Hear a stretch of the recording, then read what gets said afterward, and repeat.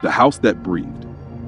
Let me start with the kind of mistake most people think belongs only to naive characters in horror movies, believing that a house cannot want something, not someone, something.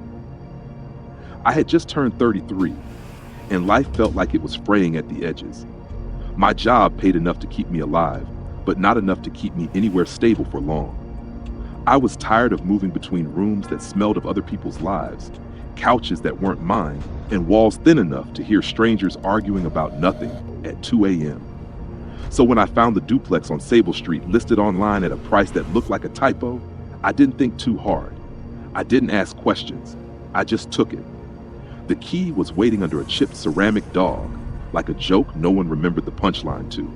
No landlord to greet me, no paperwork to sign in person, just a key, a house, and the sense that I should be grateful and not curious.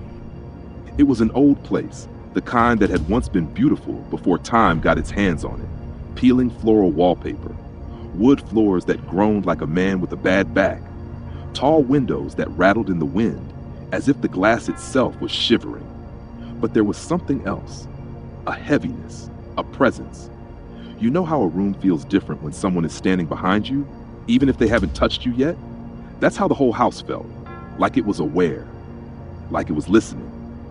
The first night, I lay in bed with my eyes closed, trying to pretend exhaustion could explain everything, and that's when I heard it. A slow inhale, a long exhale, not pipes, not wind, not wood, breathing, as if the house itself had lungs. The breathing didn't just stay in the walls, it began to move. Sometimes I'd hear it in the hallway, like something enormous was standing just out of view. Sometimes it came from the vents, warm air brushing my ankle as I walked past. Sometimes it sounded like it was just over my shoulder. But I wasn't running, not yet. The inciting moment came on a Thursday morning while I was making coffee. I remember because the kettle hadn't even finished boiling. I heard a sound from the second bedroom, the one I never used. A dull, rhythmic thump, not frantic, not accidental, measured, like knocking. I froze, kettle steaming in my hand, and listened. Thump, thump, thump, thump. Slow, patient, like whoever was behind that door knew I had nowhere else to go. I walked down the hallway. Every step I took, the air grew warmer, humid like breath.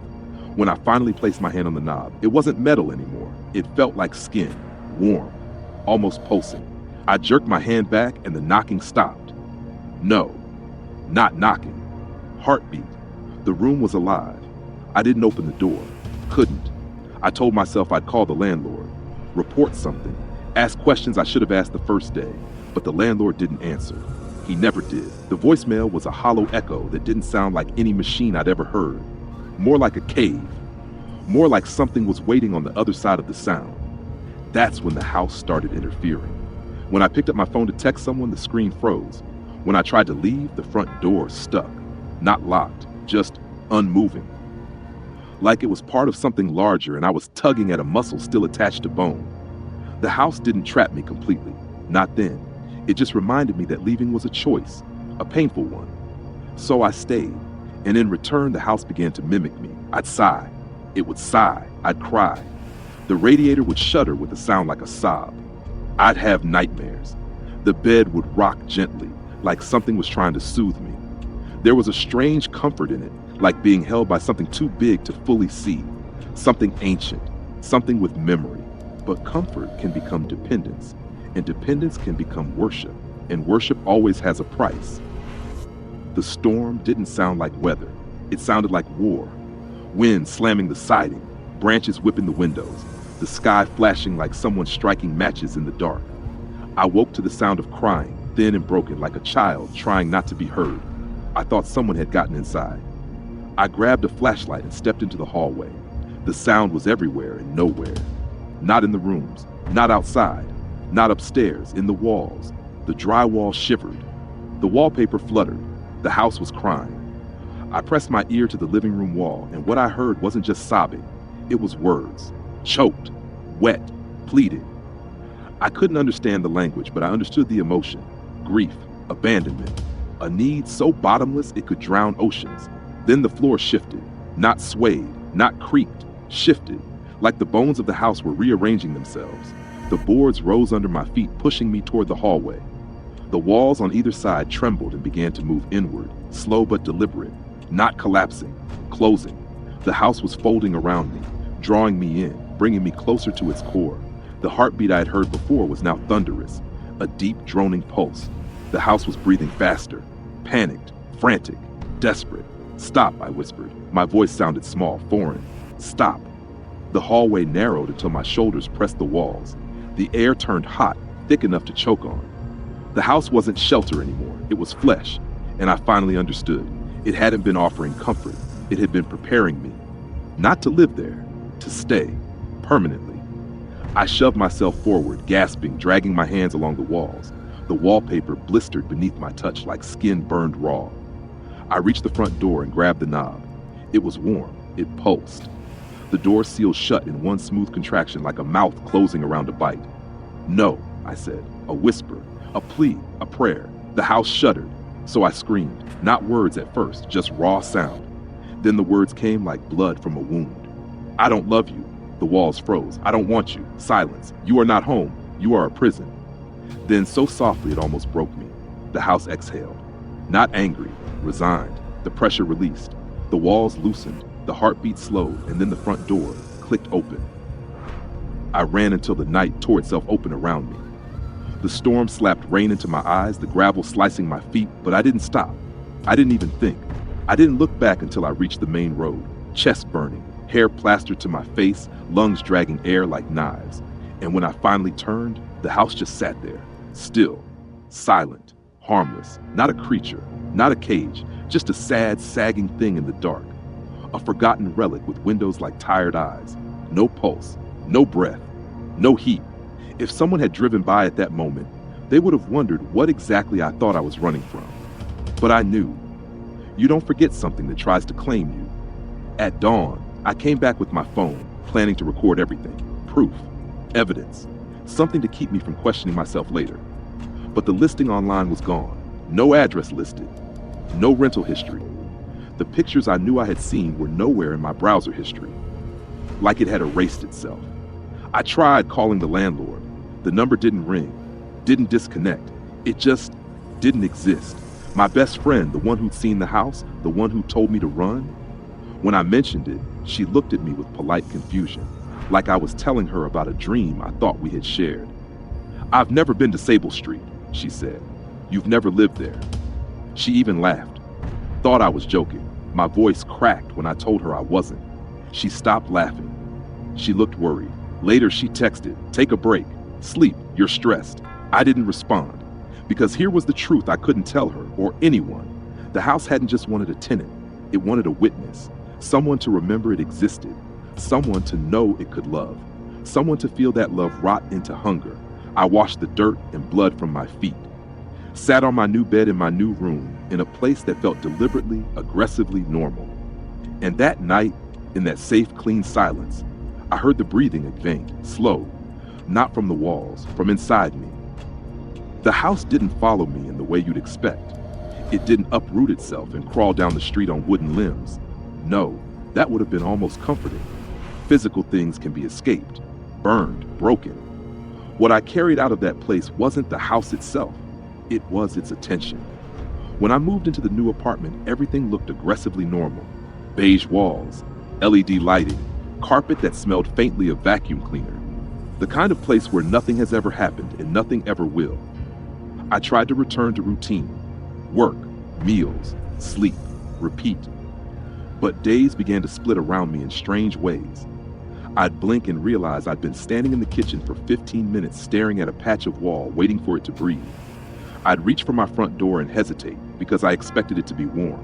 I kept telling myself that I made it out, that I escaped, that I won.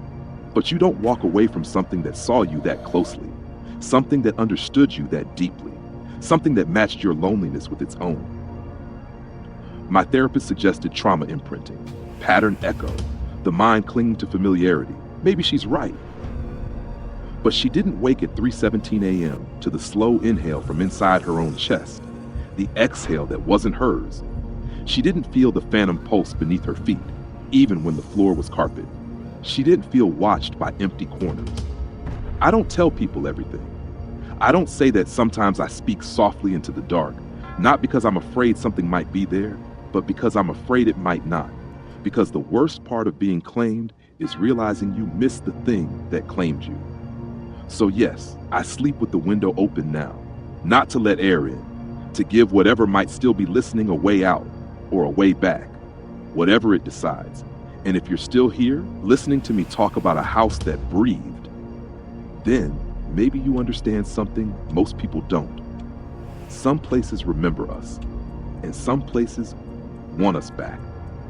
Thank you for watching. If this story drew you in, tap the like button so more people can find it. Subscribe for daily stories just like this one, and share this with someone who enjoys a good chill down the spine. There's another video waiting for you on your screen right now. I'll see you tomorrow. The Town Without Shadows. Have you ever stood somewhere that felt normal at first glance, but the longer you stayed, the more your skin started to crawl? Not because of anything you could point to, not because of danger or noise or chaos, because something so ordinary was missing that your mind kept poking it, like a tongue worrying a cracked tooth. That was Darrow. My name's Jonah Clark, 35. Not young enough to be promising, not old enough to be wise. I'd left behind a job that used to mean something until it didn't, and a woman I once thought I'd marry until the silence between us became heavier than the conversations.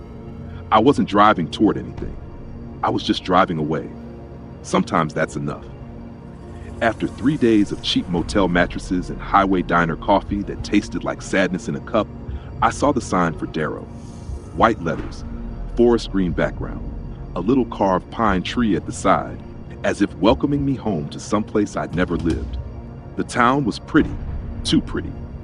Main Street looked like something out of a Norman Rockwell fever dream. Red brick sidewalks, painted window frames, cars parked neatly like they had been measured with a ruler. People walked slowly, smiling softly to themselves, like they knew a pleasant secret. It felt curated, as if someone had reached inside the idea of small-town America and polished it until the reflection blinded you. I parked outside a bakery. The air smelled like fresh bread and rain. A woman walked past me carrying a paper bag. She smiled, I smiled back. And then I noticed her legs didn't cast a shadow on the sidewalk. None of them did. Not the buildings, not the trees, not even me. The sun was there, warm on my skin. The world was bright, but the ground remained blank, like the light had forgotten how to remember us. I checked again, lifted my hand in the sun, turned it this way and that, waiting for even the faintest outline of a silhouette on the pavement. Nothing. There's a specific kind of fear that doesn't hit your chest or your gut. It hits your mind, like cold fingers pressing down behind your eyes. I felt that. A slow dread, quiet and precise, as if something was watching me realize the truth. I walked into a small diner on Main Street, checkerboard floor, coffee smell, ceiling fan humming lazily overhead. A man in his 60s wiped the counter with a cloth that looked like it had never really seen dirt. "Bit warm today," I said, trying to sound casual. He nodded. "Sun's good to us here." I laughed. "Guess it doesn't feel the same without shadows, though." His hand stopped mid-wipe. His eyes didn't move, didn't blink, just froze, like someone had pressed pause. Then he smiled, too wide. "Mind the gift you've been given," he said. "A gift, right? You ever hear something so profoundly wrong that your body rejects it before your brain does?" I set my coffee down and walked out without another word. That's when I started noticing the birds that weren't singing, the empty sky, the stillness of the trees, no rustle, no movement. Even the wind felt staged, like it only blew when people were watching. And when the sun began to lower, people disappeared indoors like they were pulled by invisible strings. Curtains shut, doors locked, streets empty, no laughter, no conversations, just silence.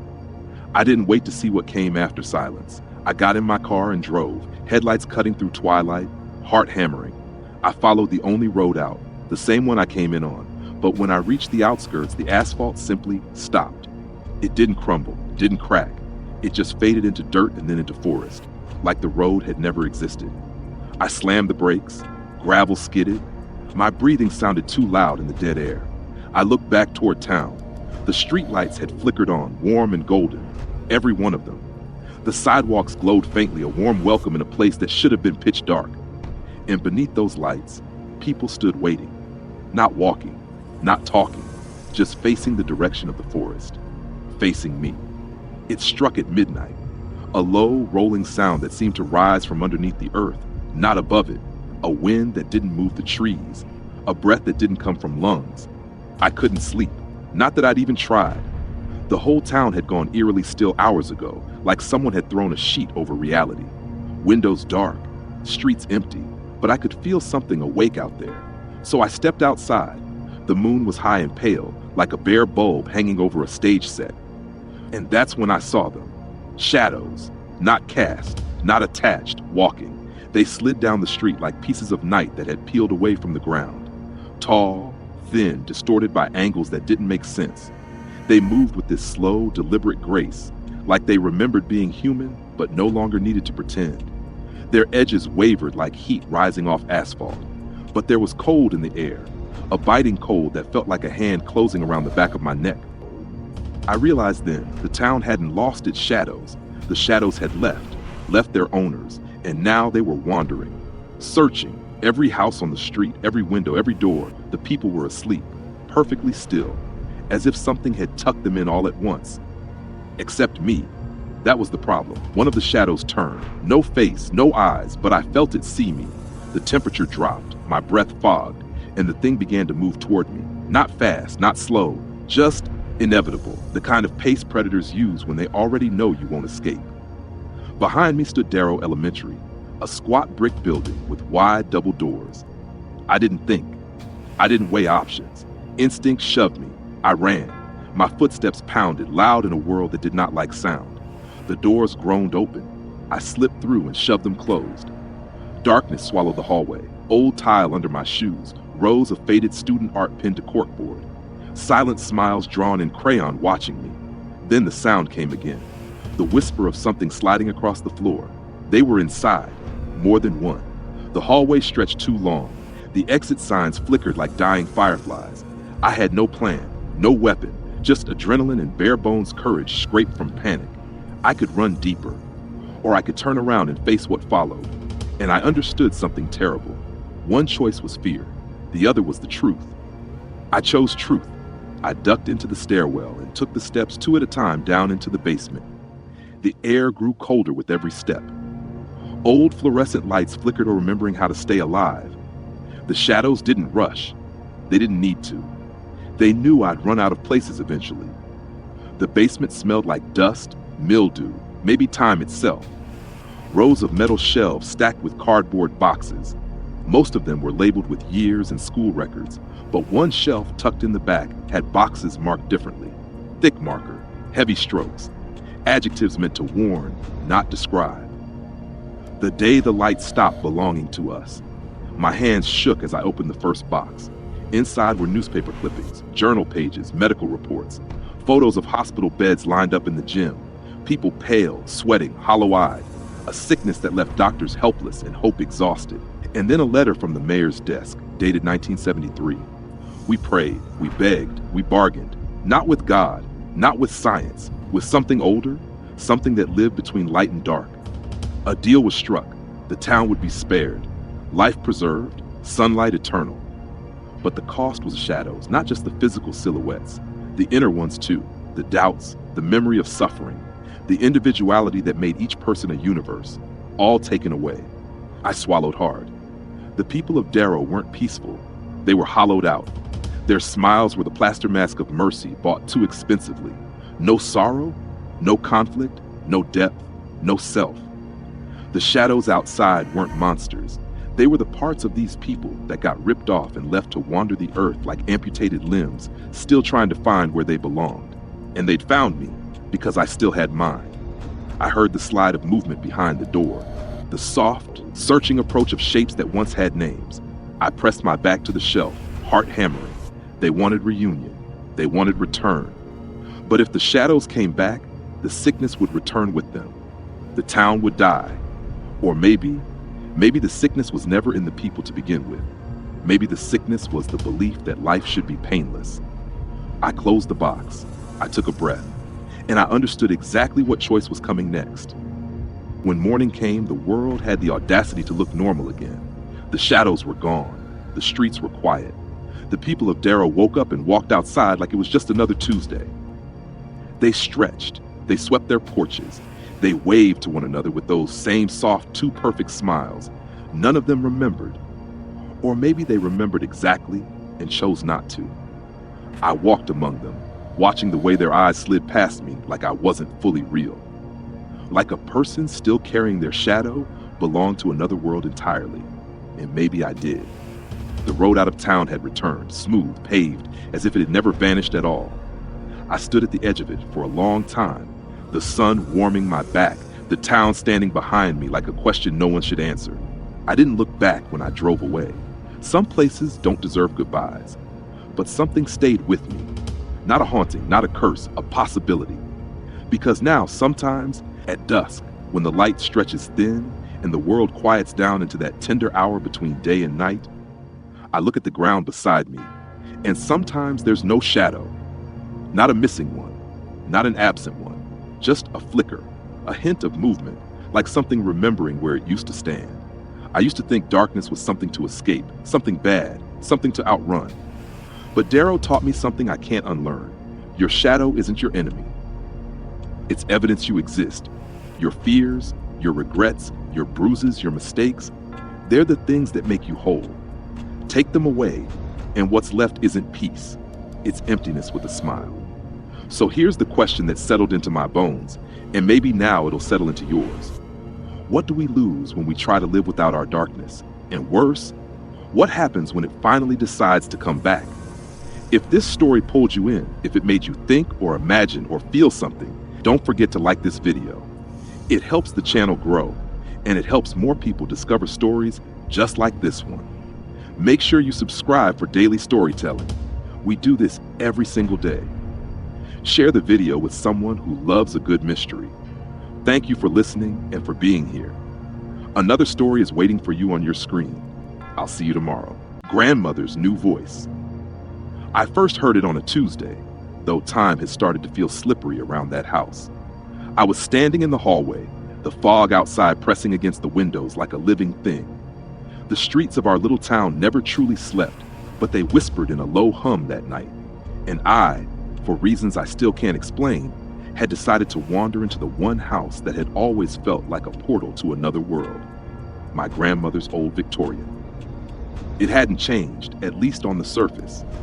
The wallpaper was peeling in the same corners, the staircase creaked exactly as it had when I was a child, and the old grandfather clock still ticked with that uneven, lopsided rhythm that always made me shiver. I was alone. I told myself that over and over. Alone, rational, nothing to fear. And yet when I crossed the threshold, my senses betrayed me. There was a faint perfume, a swirl of lavender, and something I couldn't place, but I knew it because it had been hers, her signature, her invisible signature lingering in the air like a shadow. I laughed nervously, shaking my head at the absurdity. Maybe the pipes were leaking, maybe the wind had shifted, maybe I was just imagining it. But then the voice came, soft, deliberate, and unmistakably hers. "You're late, darling." My heart froze mid-beat. Not a whisper, not the wind, but the very tone of her, the cadence of her laughter embedded in every syllable. My grandmother had died 6 years ago, tucked into her floral quilt, eyes closed like she was only sleeping. I should have felt relief that her death had been peaceful, that no darkness had followed her. But the sound of her voice, clear and intimate, crawled under my skin and settled there. I stepped further in, scanning the shadows for a trick of the light, the hint of someone hiding behind the curtains, anything that could explain what was happening. Nothing, just the smell, just the silence, and the persistent, ghostly echo of a voice that shouldn't exist anymore. I had always been skeptical of the supernatural, rational, logical, careful, but in that moment, I realized how little my skepticism mattered when the past refused to remain dead. Outside, the fog thickened. The house seemed to breathe, and somewhere deep inside me, a quiet, dreadful certainty stirred. Some doors, once opened, never truly close. One evening, I was sitting on the living room floor, sorting through a cardboard box of old quilts and faded photographs. The kind of quiet, sentimental chore that should have softened the air, not tightened it. I remember picking up a photograph of the two of us, me, maybe 6, grinning with missing teeth, her laughing with her hand on my back. And then I heard it, My name, not whispered, not distant, spoken, called. Come here, darling. I felt the air shift, like the house itself had leaned closer. I stood, slowly, my pulse hammering behind my ribs. Every inch of me wanted to believe I imagined it. Grief, nostalgia, memory, all capable of trickery. But the voice came again, threading through the hallway like warm breath. You always were so stubborn. I dropped the photograph. From then on, the house didn't just remember her, it mimicked her. The rocking chair in the parlor began to sway on its own. Not violently, just the gentle, rhythmic push she used when she knitted. The overhead lights flickered at dusk, but only in the rooms where she used to sit. And the shadows. God, the shadows began to stretch like they were reaching for something they had lost. I tried to rationalize it. Drafts, old wiring, settling wood, the usual lies we tell ourselves to hold back the flood. But then I found the tapes, small, unlabeled cassettes tucked in the drawer of her bedside table. I swear on everything I am, they hadn't been there the week before. The first tape clicked and hissed when I played it, the way old recordings do. And then her voice filled the room, calm, composed, like she was sitting across from me. I know you're listening. I've been waiting. My skin prickled, because then she mentioned things, recent things, private things, things only I knew, things that had happened long after her burial. Each night the voice grew clearer, louder, closer, and the messages shifted, from reminiscing to directing. Go to the cellar, bring the key from the attic, don't tell anyone. Neighbors started asking why I looked pale, tired, haunted. I brushed them off, lied to them, lied to myself. But then the voice changed. It stopped sounding affectionate. It threatened. If you don't do as I say, I will tell them what your father did, what you helped hide. And that was when I realized this wasn't my grandmother. It was something that remembered her. And it wanted something from me. I didn't want to go down there. Every bone in me rebelled. The basement had always been wrong. Too cold, too dark, too deep. Even when my grandmother was alive, it had felt like a mouth waiting to swallow something whole. But the voice didn't ask that night. It commanded, come downstairs, now. The house groaned around me as I made my way to the cellar door, the wooden boards under my feet bending like muscle instead of wood. The doorknob was cold, the kind of cold that bites. I twisted it, and something inside the walls exhaled. The stairs creaked under my weight, each step sounding like a scream held behind old wood. Halfway down, the light bulb flickered once, twice, then died. Darkness swallowed everything. But I didn't need light to know I wasn't alone. I could hear breathing, soft, wet, near my ear. My hands shook as I reached the bottom. The air was thick, damp, like stepping into the lungs of a sleeping beast. And then I saw her, my grandmother, or at least the shape of her. Same posture, same silhouette, same dress she was buried in, pale blue with embroidered flowers across the collar. But the eyes were wrong, too black, too bright, too hungry. She smiled. My darling, she crooned, stretching out her arms. You finally listened. Every memory of her warmth, her love, her hands guiding mine, it all twisted in my chest like broken glass. I wanted to run. I wanted to collapse. I wanted to disappear. But I didn't. I took a step forward. What are you? My voice cracked. Her smile widened, too wide, splitting her cheeks like wet paper. I am what grief leaves behind, she whispered. The echo, the hunger, the part of you that cannot let go. The basement trembled. Shadows peeled themselves from the walls, circling, waiting, and I understood in the awful way realization sometimes comes, slow, unstoppable, merciless. This was never about her. It was about me, my loneliness, my guilt, my refusal to let death stay dead. The thing wearing her voice leaned closer, its face inches from mine. You can stay, it murmured. Live here, forever, with me. One choice, face this thing, reject it, and lose the last piece of her I still had, or step forward into its arms and never come back up those stairs. My heart broke as I answered.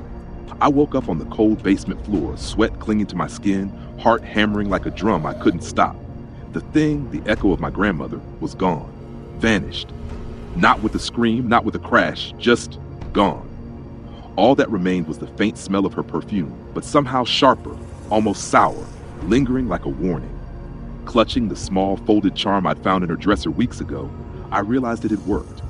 The tiny object, a carved wooden talisman, its edges worn smooth by years of handling, now lay cracked in my palm. I didn't know why it had power, only that it trapped something that should have stayed dead. My grandmother's love had been alive in memory. This thing had been feeding on it. I had stopped it, but stopping it had changed me.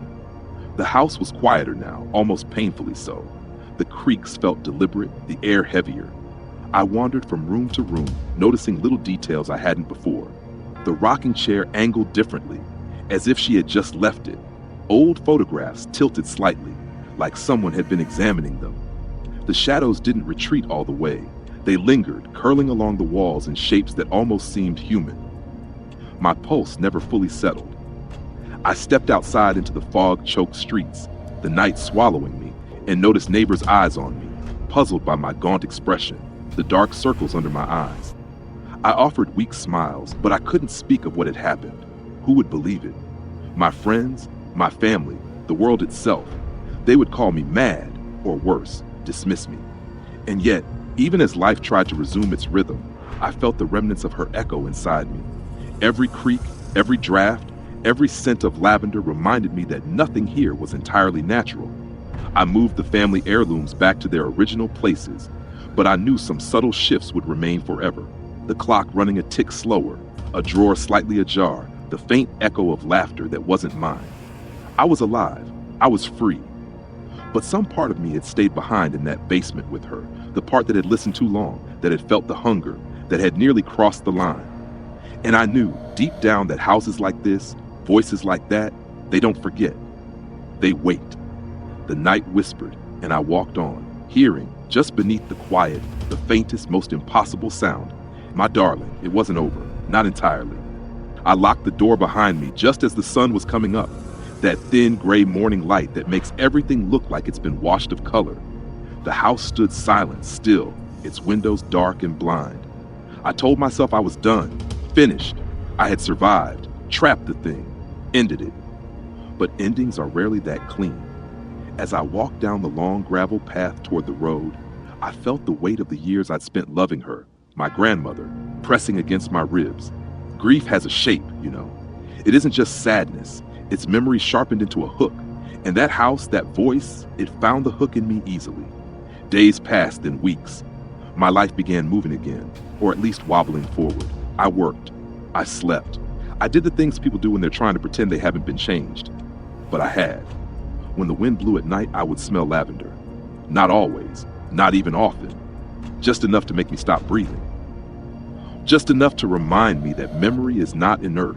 It's alive. And sometimes it grows teeth. I learned something in that house, something I carry like a quiet bruise.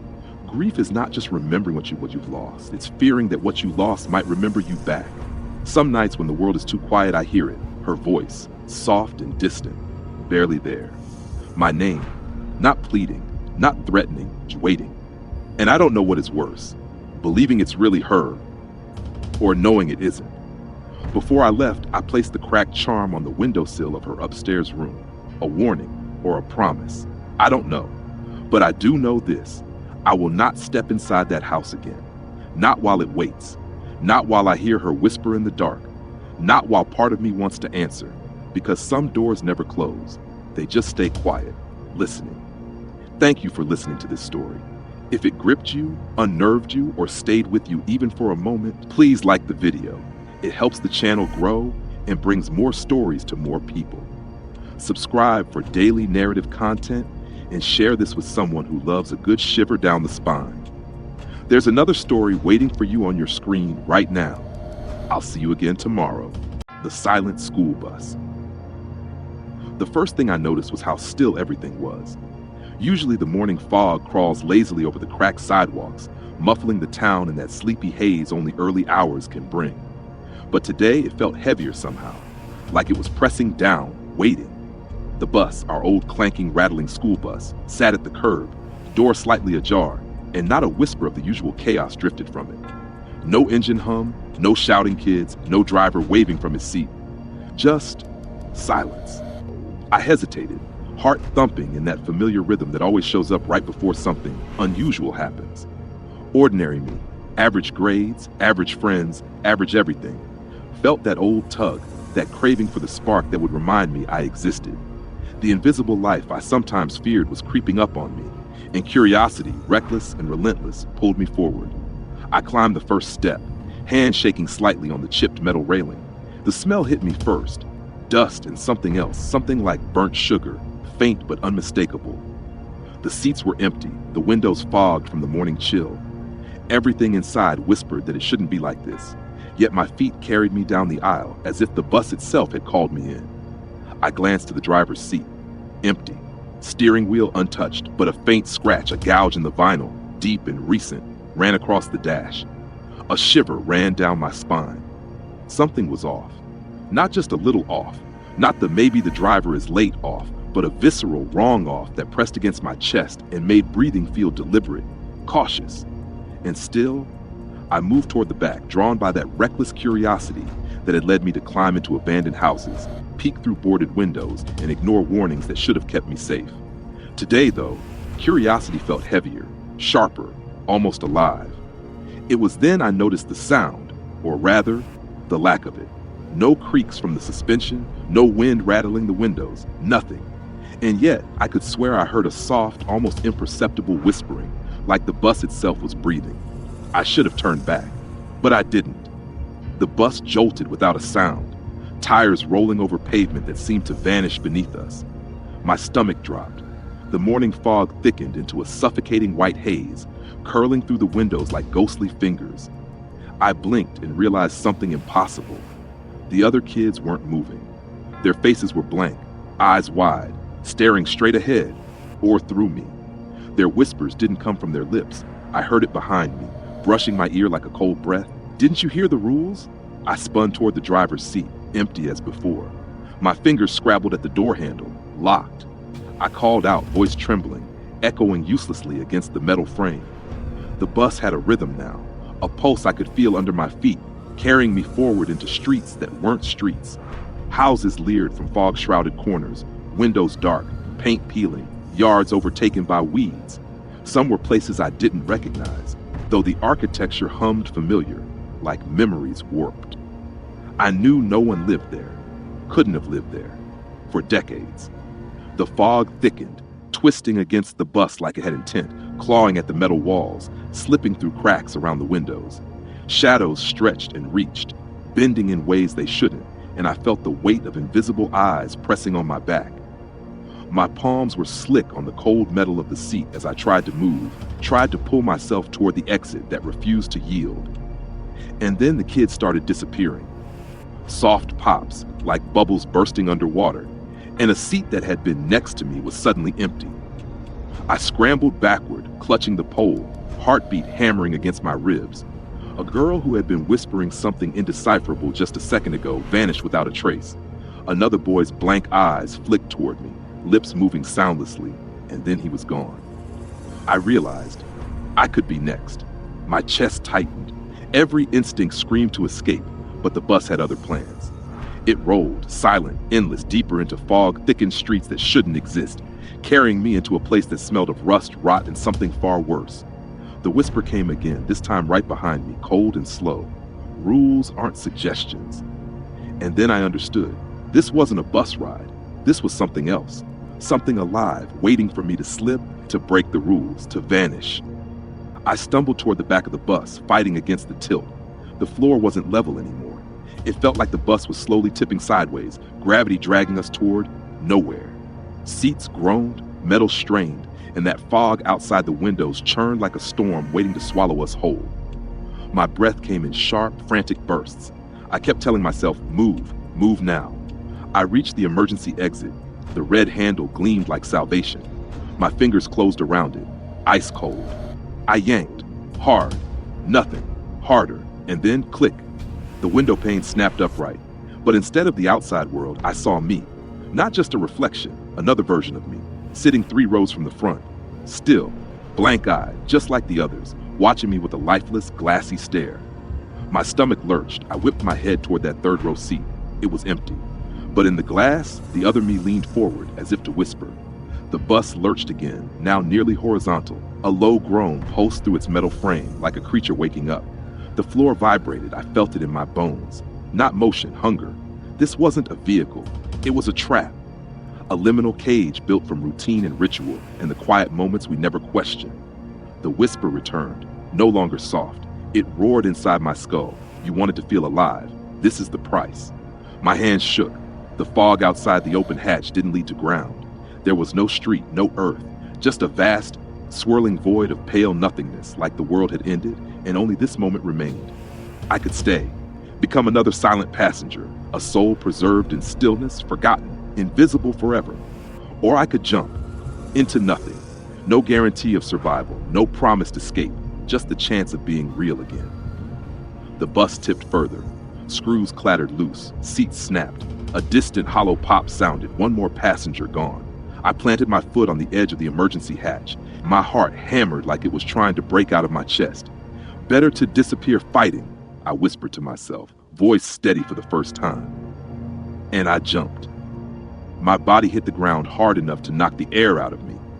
I gasped, choking on cold fog and the metallic taste of panic. The world around me blurred for a second. Light, pavement, sky, until it snapped back into place with a jarring clarity. I was lying in the street near my neighborhood, the old maples arching overhead like nothing had happened. Just another quiet morning, just another school day. Except behind me, from somewhere inside the fog, the bus let out a long, dragging screech, its first sound since I stepped onto it. The engine coughed, sputtered, then roared like something had finally remembered how to breathe. I twisted onto my elbows just in time to see the faintest silhouette of it fade into the mist, vanishing as though the fog swallowed it whole. No kids, no driver, no movement, just gone. My heart hammered in my throat. Every nerve in my body buzzed. I reached for something familiar, something grounding. And there, sitting neatly at the curb, was my backpack. Right beside it, my notebook, pages bent and smudged with grime, like it had been tossed onto the pavement. Proof, or a warning. I picked up the notebook with trembling fingers, flipping through the pages. Everything was the same. My homework, my doodles, a grocery list my mother had scribbled on the back of a worksheet. Completely normal. So normal it felt wrong. I straightened and looked around. A jogger passed by, earbuds in, oblivious. A car rolled down the street, music playing faintly through the window. A porch light flicked off as someone left for work. The world was awake, moving, alive. Yet I couldn't shake the sense that something had followed me back. A sharp flicker drew my eyes upward. The streetlight closest to my house, tall, rusted, humming with electricity, was pulsing. Not flickering randomly, but blinking in a slow, deliberate rhythm. On, off, exactly like the silent warning lights inside the bus. And beneath the rhythm, faint but unmistakable, I heard it, a horn, low, distant, calling. I took a step backward, notebook clutched to my chest. My breath fogged the air in front of me. The world was awake, but so was something else. I walked home slowly, the fog clinging to my clothes like damp memory. Every crack in the sidewalk, every rustle of leaves made me jump, but nothing attacked, nothing spoke. The neighborhood was quiet, ordinary, and yet my pulse refused to settle. I could still feel the bus beneath my feet, its cold metal heartbeat echoing in my chest. Did it really happen? Or had it been a warning disguised as a nightmare, a lesson etched into fog and steel? I ran my fingers over my backpack, over the crumpled notebook, searching for answers that didn't exist. Curiosity had always been my weakness, the trait that led me into abandoned houses, dark woods, and now, whatever that bus had been. Maybe some doors weren't meant to be opened. I reached my front porch and glanced back down the street. The streetlight nearest my house pulsed one last time. On, off, on. A faint, low horn echoed in the distance, almost playful, almost patient, as if it were counting the moments until its next passenger arrived. My stomach sank. I swallowed hard and shook my head, trying to convince myself it was only imagination, but deep down I knew better. Whatever had pulled me aboard that bus still existed, somewhere, waiting, watching. I'd survive, yes, but the lesson was carved into my nerves.